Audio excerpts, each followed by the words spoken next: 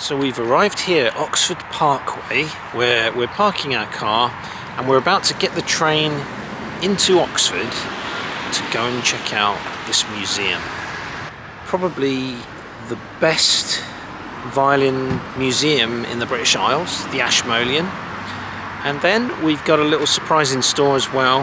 Across the road at Oxford University they have another instrument collection. We're going to try and go and visit that. So let's go and check out the fine instruments of the Ashmolean Museum, and after that we'll head across to the Bate collection and see what treasures they have in store there. The Ashmolean Museum, of course, is where the best ever made Stradivarius is kept, the Messiah Strad. They also have two decorated Strads there and an extremely rare Stradivarius guitar, of which there are only 5 or 6 in the world today. So let's jump on the train and head over to the Ashmolean Museum.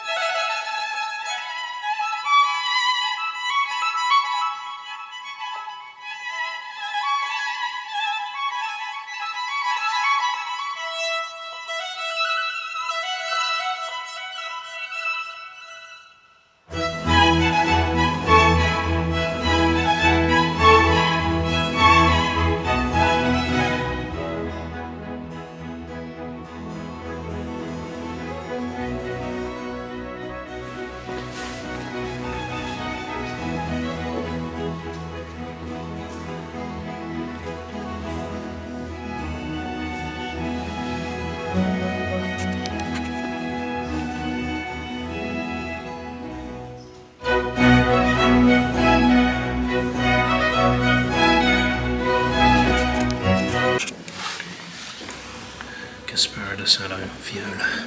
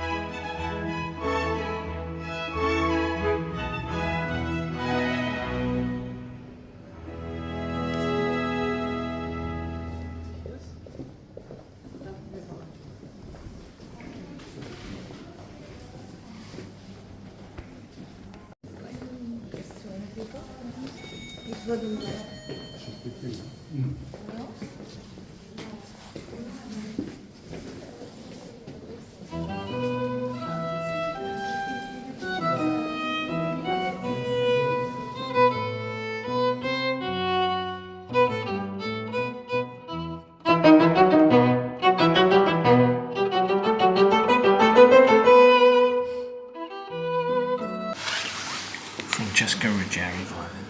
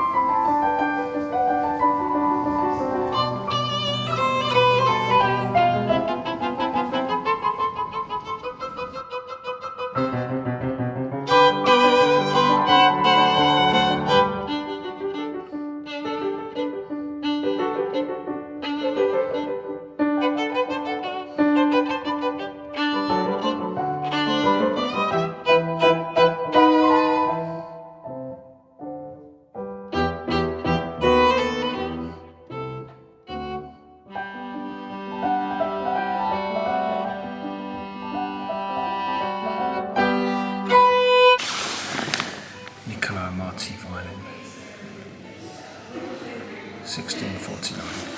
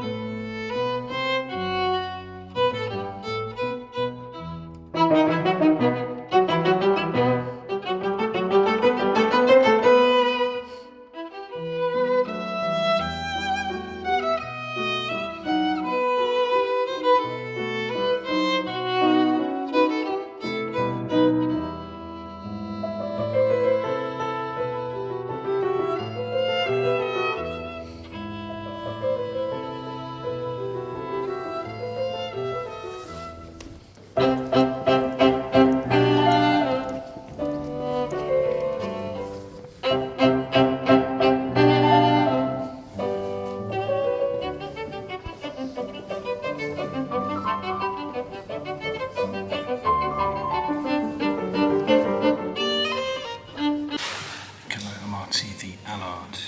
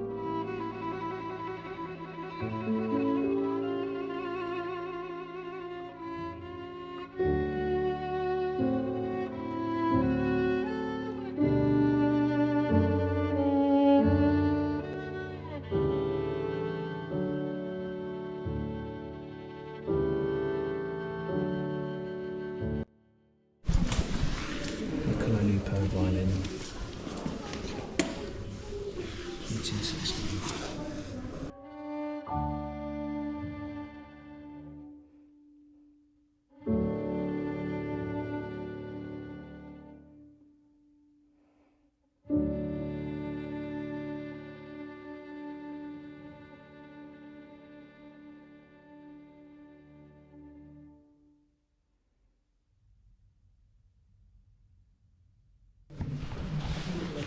Antonio Stradivari, the Rode decorated violin, 1722.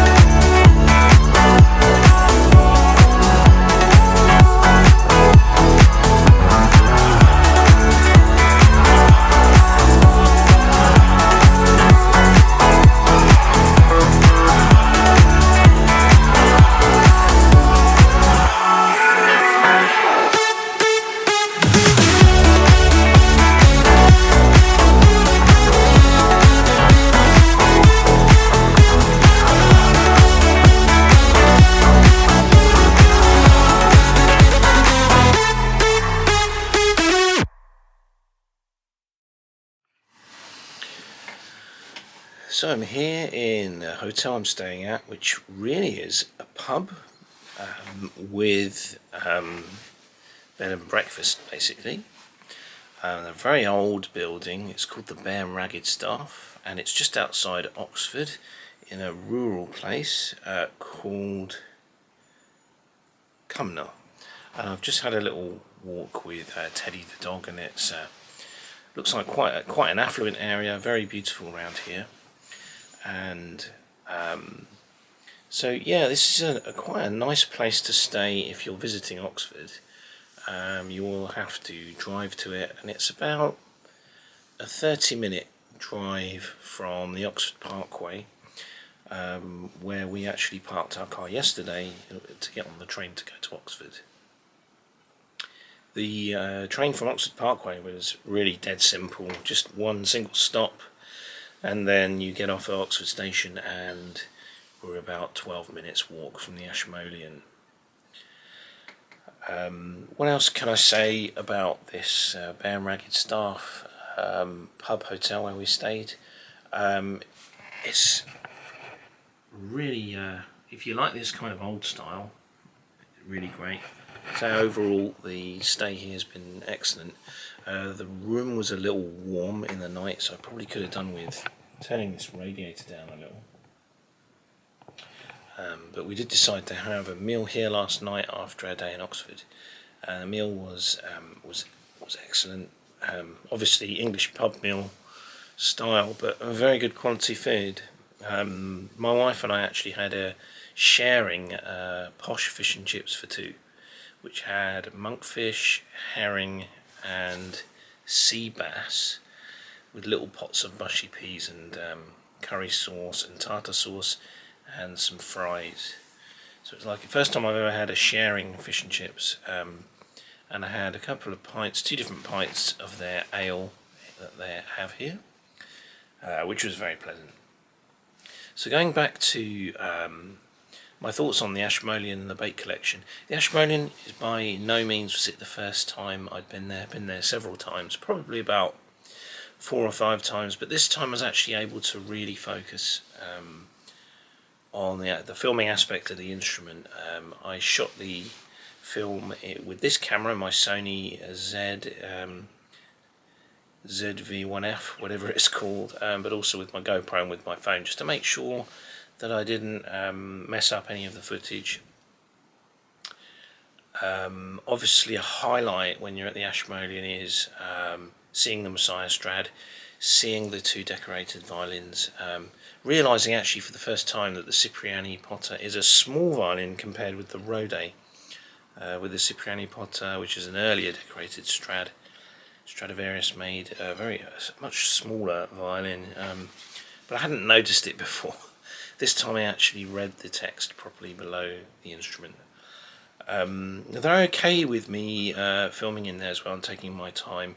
They just asked me to make sure I didn't have any flash switched on my device, which was fine, which wasn't the case. And I sort of understood this time round as well why they have these big tapestries, these big carpet things hanging on the walls in the music instruments collection, the Ashmolean. And if you read the writing next to one of those tapestries, it explains why. That was a common setting for, musical evenings, let's say, in the 17th, 18th century, 19th centuries. The other thing that's really noteworthy in the Ashmolean is the fact that they have the earliest dated violin. It's an Andrea Amati. They have several instruments from the Amati family, notably at least 2 from Niccolo, the Allard Niccolo Amati being one of them. They don't have any Guarneris del Jesus in the collection, that's the only thing, but those instruments obviously are much rarer than Stradivarius instruments, given that I think there's only about 1/3 of the number of Strads made by Guarneris. So Guarneris made 200 and something, and there are 600 plus existing Stradivarius violins remaining. There's a Niccolo Lupo, Jakob Steiner, Ruggeri, Gasparo da Salo. It probably is our most famous and our best antique violin display in the UK in a museum. The Royal Academy is also quite amazing, but it's not open every day. And of course, this one has the Messiah Stradivarius, which really is probably the best violin Stradivarius ever made, arguably. Even though in the Royal Academy they do actually have the Viotti Strad, so that's pretty cool. So now on to the Bate collection, just give you a few thoughts about that. It's probably about an 11-minute walk. I thought it was across the road, but it is a bit further than I thought. About an 11-minute walk from the Ashmolean, or about half a mile. And you more or less sort of turn left out of the Ashmolean and then right, and you're more or less going straight then all the way until you get to the Bate collection. It's a very small collection. It's smaller than I thought. I thought they would have maybe 20-30 instruments in there, but there's only just a handful of violins in there, a couple of violins. But it's noteworthy because one of them is the earliest made English violin, I believe, and it's worth going. It's not going to take you long to see the collection, but it's worth nipping in there if you're in Oxford for a violin experience. And it's part of the University of Oxford Faculty of Music. And it's probably a student girl actually manning the reception. I'm not sure, or maybe she works in there. But she was very pleasant, and she let me go upstairs and take as long as I needed, which ended up not being too long, only about maximum 30 minutes in there, probably a bit less. So yeah, that completes musical discovery of Oxford. There's much more to do in Oxford, so we're probably going to head back in there to town today, and there's a whole list of things to do. It's a beautiful city, famous university city, but especially for violin lovers, it's one of the places to see in your lifetime, I would say.